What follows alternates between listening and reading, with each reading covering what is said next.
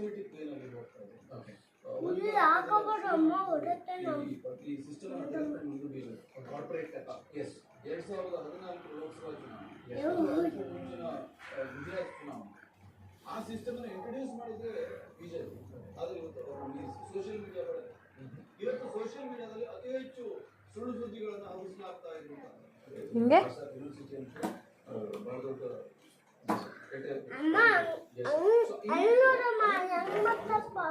ಹಿಂಗೆ ಸಿಸ್ಟಮ್ ಅಲ್ಲ ಇದು.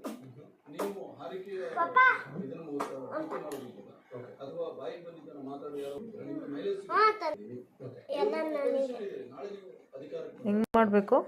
ಆ ಸಿಸ್ಟಮ್ ಅನ್ನ ಅವರು ತುಂಬಾ ಚೆನ್ನಾಗಿ ಬಳಸ್ಕೊಂಡಿದ್ದಾರೆ. ಹೆಂಗ್ ಮಾಡಬೇಕು? ಅದು ಸರಿಯೋ ತಪ್ಪು ಯಾವುದು ಜನಕ್ಕೆ ಸಾಕು ಬಿಡು, ಪದೇ ಪದೇ ನೋಡ್ತೀರಾ, ಸಾಕು ಬಿಡು.